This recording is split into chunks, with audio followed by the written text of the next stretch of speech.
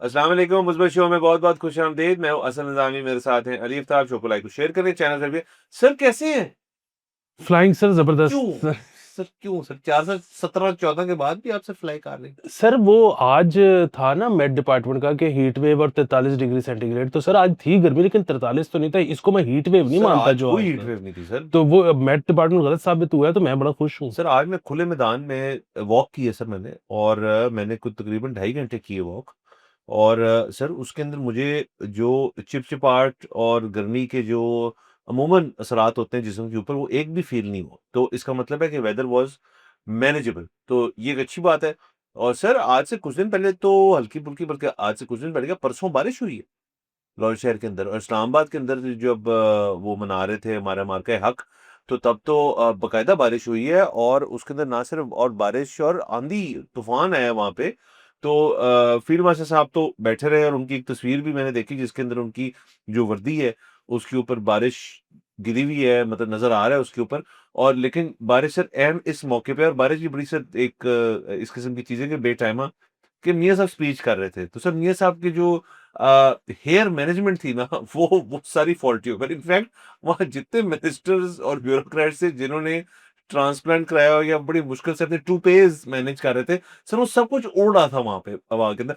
और जो अमूमन I am sure PTV cut करता है और पीटीवी मैनेज करता है इसी किसी भी तकरीब को, तो सर पीटीवी की सर जो ऑडियंस व्यू था उनको बंद कर देना चाहिए, क्योंकि सबके बाल उड़ रहे थे सर, और ये कोई अच्छा मनाजर नहीं थे सर ऐसे। सर देखिए, हो सकता है कि कुदरत ने सोचा हो कि मियाँ साहब ने अब अगर अल्लामा इकबाल के शेर सुनाने शुरू कर दिए ना तो बड़ा मसला हो जाए। तो उन्होंने कुदरत ने सोचा हो कि बस इसको बंद कर दो।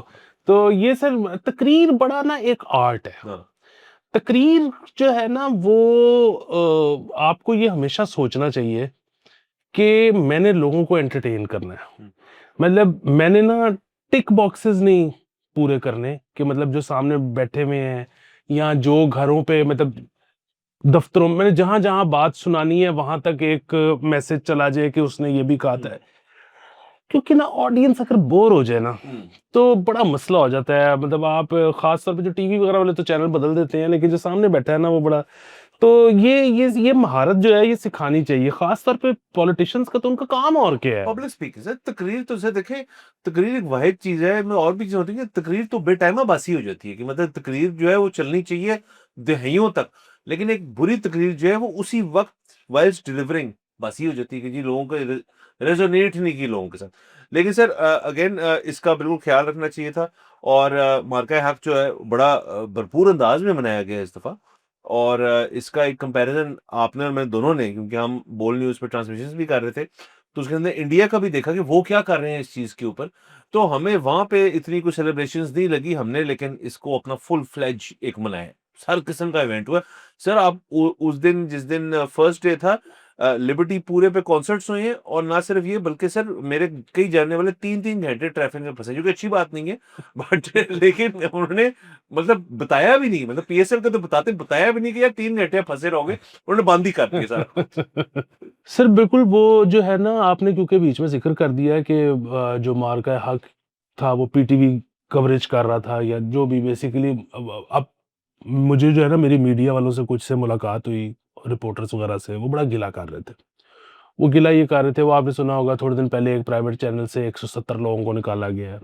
अच्छा, वो बल्कि उस पे अब एक और रूमर ये है कि हुकूमत ने कहा है जी कि जिस चैनल ने 170 लोगों को एक दिन में निकाल दिया हम उनको गवर्नमेंट एड्स नहीं देंगे। अब पता नहीं ये बात हकीकत है नहीं है, बड़ी लेकिन गलत बात है अगर ऐसे होगा।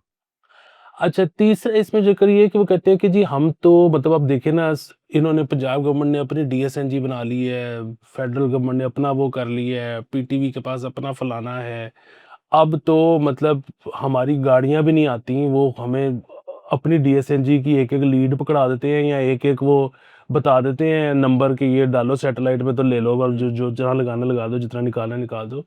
फिर उसमें जो है ना तो वो कह रहे थे कि ज़ाहिर है हम क्या करेंगे। फिर उसपे एक बड़ी मज़ेदार बात और हुई, वो ये कि वो साफ़ी क्लेम करते हैं, पता नहीं जिनसे मैं मिला था सही कहते हैं गलत। वो कहते हैं कि जी एक जो है ना फ़ॉर्मेलिटी सी होती थी कि चीफ़ मिनिस्टर जो भी ओथ लेता था, तो वो फिर पहली फुर्सत में जो है ना एक साफ़ियों से मीटिंग करता हम्म। था। तो वो कहते हैं कि जी ये अब तकरीबन को डेढ़ पौने 2 साल होने को आ गया है, इस हुकूमत का। अभी तक चीफ मिनिस्टर ने बाज़ाब्ता तौर पे सहाफ़ी मीटिंग ही नहीं की। तो बेसिकली हालात ये हैं कि आप हमें नहीं चाहिए टाइप माहौल। तो बट वो वही वाली बात है कि अब हम जिस तरह बात करते भी हैं कि अबलाग जो है, कम्युनिकेशन जो है, वो एक ऐसी चीज़ बन गई है, हर एक का अपना-अपना है। अब ज़रूरत ही नहीं रही चैनल की। अब सर शायद ये दोनों बातें एक ही वक़्त पे सच हों कि अ, कि एक सीएम ऐसी हैं, जिनको प्राइवेट मीडिया से बात करने का शौक नहीं है। और दूसरा ये है कि इस वक़्त ज़रूरत ही नहीं है किसी सीएम को प्राइवेट मीडिया से बात करनी, ये दोनों सच हो या इनमें से एक हो तो सर बेसिकली बात मेरे ख्याल में ये है कि प्राइवेट मीडिया को एंगेज रखना एक ज़रूरी अमल है किसी भी लीडर के लिए क्योंकि कल परसों काम पै जांदा है नैरेटिव बिल्डिंग के ऊपर। ये पंजाब गवर्नमेंट जो है सर ये बड़ी यूनिक इस लिहाज से है कि ये अपनी नैरेटिव बिल्डिंग कर रही है। मतलब जैसे आपने कहा डीएसएनजियाँ अपनी दे रही हैं, वो आ गई सड़कों पे आ गई हैं।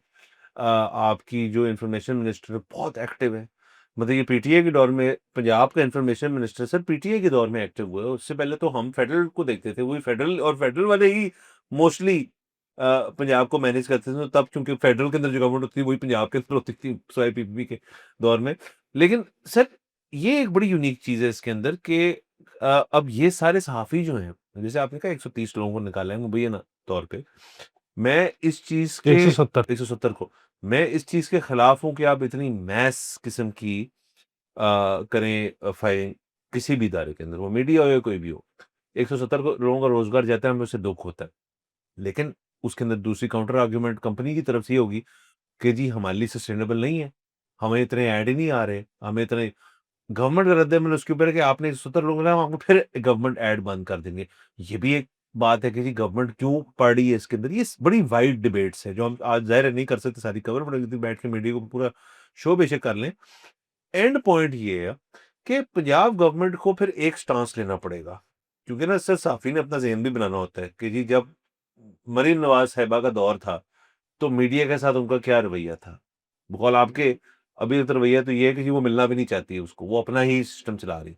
तो बस अगर ये चीज़ वाज़ेह हो जाए और डीजीपीआर की तरफ से कह दिया जाए कि जी उन्होंने नहीं मुलाकात करनी, इंटरव्यू नहीं देना, कुछ नहीं करना, तो बस ठीक है फिर साफ़ियों का सेट हो जाएँगे ना वो अपनी लाइफ़, फिर ये बीट छोड़ देंगे वो। एक साफ़ी के लिए सब बड़ी ये खूबसूरत चीज़ होती है कि यार एक ऐसी बीट है जिसकी मुझे जिसको मेरी ज़रूरत नहीं है, वो किसी और जगह लग जाएगा साफ़ी। तो ये कितनी अच्छी बात है कि आप एक सीएम की बीट जो है, एक ऐसा सीएम का इंतज़ामिया आया है, चीफ़ मिनिस्टर ऑफ़िस का, जिसको प्राइवेट मीडिया की बीट चाहिए ही नहीं है।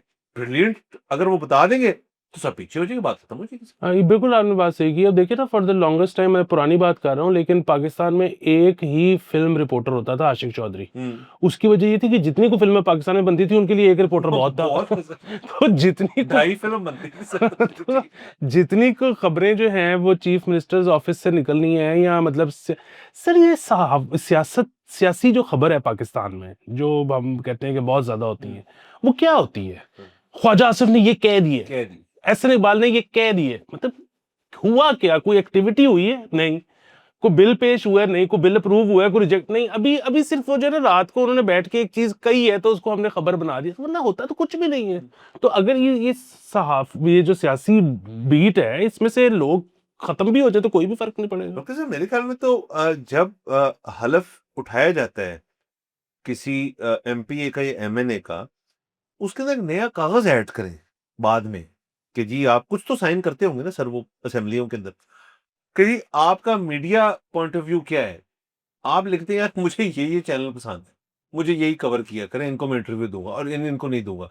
ताकि सर फिर मुखालफत तो खुल के हो ना फिर कि जी ख्वाजा साहब ने या मरियम साहिबा ने या हनीफ अब्बासी ने जिसने भी ये टिक किया है कि जी ये चैनल मुझे इस चैनल से ताल्लुक नहीं रखना। फिर वो चैनल सर कहेगा मैं आपकी लूँगा, मैं आपकी जो मेरे पास है मैं पिछले खाते भी खोलूँगा। सर बड़ा मज़ा आएगा इसके अंदर, मतलब एक इंट्रिगिंग सिचुएशन होएगी ना सर, तो ये पेपर भी ऐड करें फिर इसके अंदर, अगर तो ना करनी है। वैसे सर कोई भी सियासतदान जो कि कहा तो खैर पंजाब गवर्नमेंट ने भी नहीं, अगर ये मुँह से कह दे कि जी आई विल नॉट हैव ताल्लुकात विद मीडिया, प्राइवेट मीडिया, तो ये तो कोई समझ समझदारी वाली बात नहीं है। हाँ, अगर आपने को अपना विज़न रखा हुआ है, प्लान रखा है, तो वो शेयर कर दें ताकि हम भी फिर क्लियर होते हैं इस चीज़ की। ये आपने वो वाली बात की है कि आप महंगे मसाज सेंटर में चले जाओ ना, तो वो आपसे जो फॉर्म फिल कराते हैं ना, उसमें फिर एक वो भी होता है कि पूरा बंदा बना हुआ है और हर पार्ट के ऊपर ना वो होता है कि यहाँ पे टेम्परेचर कह रहा हूँ, यहाँ पे प्रेशर माइल्ड रखना है कि ज्यादा रखना है, क्योंकि सो प्रेशर से टेम्परेचर बढ़ जाएगा सर। ऐसा आगे चलते हैं। सर, सबसे पहले ये खबर कर लेते हैं कि सर, एनर्जी के ऊपर मुल्क के अंदर जो है दीगर मसले मसाइल चल रहे हैं, लेकिन सर अब आपने घबराना नहीं है सर। अवैस सगारी साहब जो हैं उन्होंने एक बयान जारी किया, और सर उसके अंदर उन्होंने जो क्लेम लिया है, सर वो बड़ा क्या कहना चाहिए, बहुत कॉन्फिडेंस है उसमें। बहुत उन्होंने मेरे ख़्याल में अपने आप को ओवर स्प्रेड किया है इसके अंदर, ये हो जाए तो इससे बेहतर कुछ नहीं, सबकी बल्ले-बल्ले। वो कहते हैं कि हम बिजली इतनी सस्ती करने लगे हैं, इतनी सस्ती करने लगे हैं कि रात के वक़्त आप बैटरियाँ लगाएँ और वापडा से बैटरियाँ चार्ज करें अपनी। मतलब सॉरी, दिन के वक़्त अपनी बैटरियाँ चार्ज करें आप, और रात को बैटरियाँ इस्तेमाल करें, वापडा इस्तेमाल नहीं करें, इतनी सस्ती करने लगे हैं। क्योंकि लोग तो सर अमूमन बैटरियाँ तो चार्ज करते हैं सोलर से। तो अब वो कह रहे हैं सोलर पैनल लगाने की ज़रूरत ही नहीं है, हम बिजली इतनी सस्ती कर रहे हैं आपके लिए कि आप बैटरियाँ उससे चार्ज करें। सर ये बहुत बड़ा क्लेम है। सर क्लेम बहुत बड़ा है, और पता है जब भी हुकूमत कोई मौला जट एक्शन लेती है ना, उसका नुकसान ज्यादा होता है, फायदा कम होता है। मैं तो स्टेटमेंट सुन के ना थोड़ा सा घबरा सा गया हूँ। तो मतलब आपको याद होगा पिछली दफा भी जब इन्होंने आईपीपी फारिग किए थे, जो पुराने आईपीपी थे, हाँ, नए तो नहीं किए, हम तो उसके खिलाफ थे। हम उसके खिलाफ थे। और वही वाली बात है कि एंड में जब वो था ना कि बहुत फर्क पड़ेगा, बहुत फर्क पड़ेगा। अच्छा, वो इनिशियली कुछ 6-7 रुपए यूनिट का फर्क पड़ा भी, हाँ, लेकिन वो हमें बताया गया कि वो 6-7 रुपए यूनिट जो है उसमें इतने रुपए वो फ्यूल एडजस्टमेंट के हैं, इतने रुपए फलानी चीज के हैं। तो वो एक्चुअली जो आईपीपीज वाला फैक्टर था वो 1.5 रुपए से ऊपर का नहीं था हाँ। यूनिट पे।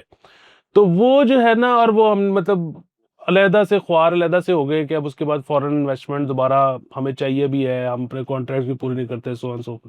सो मैं जो है ना वो अब इसके खिलाफ हूँ कि ये मौलाजट स्टेप्स नहीं लेने चाहिए, लेकिन देखिए अब ये आस्तीन में से कौन सा कबूतर हाँ, सर निकालते हैं। हमारा पिछली दफ़ा ये था, देखें अब बेसिकली जो मुझे समझ आई बात की वो ये है कि जो मौजूदा आईपीपीज़ हैं, उनको ये बंद करके कैसे बंद करेंगे, एक तो ये सवाल है। एक तो 2 बातें सॉरी इसमें। एक तो नए नहीं लगा रहे। जो नए इतने हज़ार मेगावाट के लगाने थे, उनका प्लान अबैंडन हो चुका है। वो तो चलें, अच्छा वो तो किया। एक अच्छी चीज़ है। जो मौजूदा हैं, उनको आप कैसे बंद करेंगे? मतलब ये तो एक कॉन्ट्रैक्ट की खिलाफ-वर्ज़ी है ना बेसिकली, कि जी आपने किसी को, इंटरनेशनल फर्म हो, चले वो तो एक अलग बात है, शायद उनसे उनको करना उनको ना कर पाएँ। लेकिन डोमेस्टिक अगर लगे हुए हैं कुछ, तो उनको बंद करनी है। अब इसका मतलब ये है कि गवर्नमेंट जो है is moving away from IPPs, मतलब उसके बाद आपके साथ कॉन्ट्रैक्ट कोई नहीं करेगा ना। अगर आपने एक दफ़ा ये चीज़ कर दी, एक दफ़ा तो कर चुके हैं इफेक्टिवली तो। अगर आपने एक दफ़ा एक वाइड स्प्रेड ये चीज़ कर दी, लगारी साहब के क्लेम के मुताबिक, तो फिर तो कोई कभी इस मुल्क में आईपीपी नहीं लगाएगा। क्या हमारे पास इतनी इंडिजिनस कैपेसिटी है कि हम सबको पाल सकते हैं? फिर तो बेशक बंद कर दें। लेकिन बाद में अगर आपको ज़रूरत पड़ेगी और कोई आएगा नहीं, तो इस चीज़ की कोई ड्यू डिलिजेंस अल्लाह करे हुई हो, फिर तो ठीक है। और यकीनन सर अगर आईपीपीज़ का एलिमेंट निकल जाता है हमारे बिलों के अंदर से, तो बिल तो कम हो जाएँगे। सर वो तो शायद आई आई डोंट नो, वो तो डिटेल प्लान पेश करेंगे तो पता लगेगा। अगर तो वो ये सोच रहे हैं कि जी हम रिन्यूएबल्स लगाएंगे हुँ। और यहाँ हम आईपीपीज, नए आईपीपीज के खोलेंगे और उनको कहेंगे आप रिन्यूएबल्स लगा दें, तो वो जो है मतलब उसके बारे में ये सोचा जा सकता है कि वो वन टाइम इन्वेस्टमेंट है। मतलब वो जाहिर है, मतलब उनकी भी एक एक्सपायरी होती है। मतलब वो सोलर पैनल हो या विंड मिल हो या इन्वर्टर हो या कुछ भी हो, वो मतलब 8 साल, 10 साल, 12 साल, वट सम साल, और उसके बाद वो खत्म हो जाएगा। लेकिन उसमें वो वाला कंपोनेंट नहीं है ना आईपीपी वाला, कि आपने बीच में तेल भी डलवाना है और उस तेल की कीमत जो है वो फ्लक्चुएट भी होनी है डेली बेसिस पे। सो अगर तो इनका ये वाला प्लान है कि जी हम ये इस लिहाज से उनको पुरानों को फारिग भी कर देंगे और नयों को जब हम अट्रैक्ट करने की कोशिश करेंगे, ये कह के कि आपने कौन सा वो वाला मसला होगा कि तीसरे महीने हम तेल की पेमेंट पे जो है वो डिफॉल्ट कर जाएंगे, मतलब आप लगा दें और बस उसके बाद फिर डिविडेंड्स खाएं। तो वो मुमकिन हो भी सकता है, बट देन अगेन सर बात ये है कि हम सोचते हैं कि जब हम किसी एक सेक्टर में किसी एक इन्वेस्टर को नाराज करेंगे, तो किसी दूसरे सेक्टर के इन्वेस्टर को उससे कोई फर्क नहीं पड़ना नहीं, चाहिए। ऐसे नहीं हो सकता। ऐसे होता नहीं है। वो भी कहेगा यार, ये कल को मैं अगर हुकूमत के साथ मुआहदा करता हूँ तो but again if this is the way to do it, need of the hour ये है, तो बड़ा एक अच्छी चीज़ होगी, लेकिन अगेन उसके असरात जो हैं, उनके ऊपर मुआयना करना बहुत ज़रूरी है। हाँ, और वरना फिर ये भी है कि हो सकता है वो, क्योंकि आजकल हालात ऐसे हैं, पता ही नहीं लगता कि ट्रंप ने कह दिया हो कि कोई चक्कर नहीं, तुहानू दुआ देंगे हाँ। इन्वेस्टमेंट, और कोई पता नहीं वो चाइना ने भी कह दिया हो कि जी वो जो हमने अपने कमर्शियल बैंक से लोन लेके आपको ये आईपीपी का किया था, वो भी हम मैनेज कर लेंगे, वो रोल ओवर शोल्डर हो। मतलब अगर पीछे से ये बड़ी-बड़ी विंग्स नॉड्स हुई हुई हैं, तो फिर तो कुछ भी नहीं किया जा, सर फिर ये तो भी तो मतलब रिवर्स वेल ही है ना, मतलब ये रिवर्स वेल है कि मतलब आप मतलब तो ये अगर, सर वेल तो अच्छी होती है मतलब जिस चीज़ के लिए हो, आपकी नीयत के ऊपर ये क्यों ना हो। तो चलिए सर ये अच्छा है, हम देखते हैं आगे इसकी कैसे प्रोग्रेस करती है। बाकी सर आगे चलते हैं। सर पंजाब गवर्नमेंट ने छुट्टियाँ सर अनाउंस कर दी हैं। 22 मई से लेके 23 अगस्त तक तकरीबन आपकी पूरे 3 महीने की छुट्टियां जो हैं वो अनाउंस हो गई हैं। अब 22 के बाद स्कूल नहीं खुलेंगे, ज़ाहिर है 22 के बाद कुछ दिन बाद ईद आ जाएगी, वो इनकॉर्पोरेट हो जाएगा सारे इसके अंदर छुट्टियों वाले एलिमेंट। तो बड़ी मुबारक हो बच्चों को। वैसे तो मुबारक हो वाली बात नहीं, हर साल ऐसे ही होता है। ये साल भी बाकी सालों की तरह थोड़ा टफ किया, फ्लड्स का भी सिलसिला चला पिछले साल। उसके अंदर भी स्कूल्स जो थे वो बहुत सारे, मतलब जहाँ पे फ्लडिंग ना हुई नहीं हुई वो तो मुतासर नहीं हुए, लेकिन बहुत सारे स्कूल्स भी मुतासर हुए। बहुत सारे स्कूल्स की जो बिल्डिंग्स हैं उनको इस्तेमाल किया गया फ्लड रिलीफ के लिए, वो चले एक अच्छी चीज़ है, लेकिन वो बच्चे भी मुतासर हुए।